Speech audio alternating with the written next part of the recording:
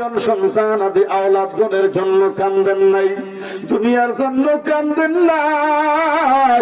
এই নবী তো ওই নবী, ও নবী মেরা নবী, জুদুন জাহা কা বাদশাহ, তুই জাহানের বাদশা নবী। নবী চাইলে নবীর বাড়িঘর দুয়ার স্বর্ণ দিয়া বানান না থাকতো।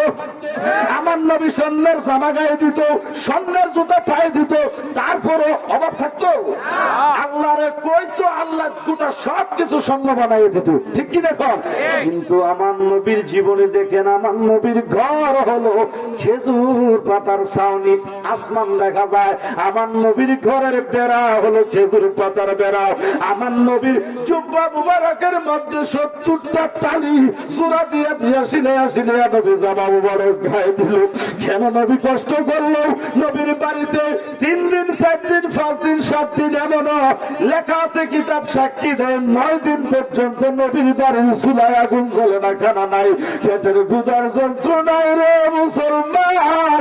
নবী আমার পেটের মধ্যে ফাত্তর পাঞ্জা, নবী আমার দিন পার করছে, তারপরে আল্লাহর কাছে খানা চাই নাই, শান্তি চাই নাই, ক্ষুধা নিবারণ করো আল্লাহ, এটা দাও ওটা দাও চাই নাই, শুধু উম্মত উম্মত উম্মত উম্মত করে কামছে। আর ওই নবীর উম্মত হইয়া আলেম দাবি কইরা জ্ঞান অর্জন করে মুক্তি মুহাদ্দিস হইয়া বাদান্য মুনাফিকের দল ওই নবীর শানে বেয়াদবি করে কথা বলে। আমি বলবো মুসলমান, পরিচয় দেওয়ার অধিকার তোর নাই নাই নাই। ডান হাত তুলে বল, ঠিক কিনা বলেন? এই আজমানি না, তুই হাত তুলে বল, তবে ঠিক কিনা বলেন? নাম দিনা আল্লাহু আকবার।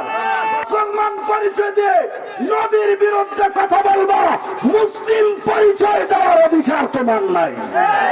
মসজিদের মিম্বরে দাঁড়িয়ে খুতবা হাতে দেওয়ার অধিকার তোমার নাই।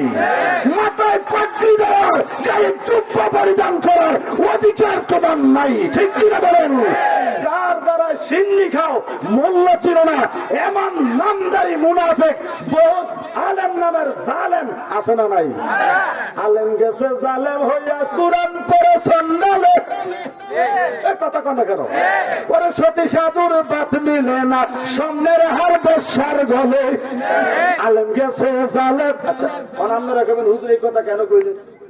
আলেম হইতে পারছি না, আমি তো আলেমের গোলামি করি, ছুট্টু টুন্না দারখিলা মাছ হইল আলেমের লেবাস নিয়ে চলিত।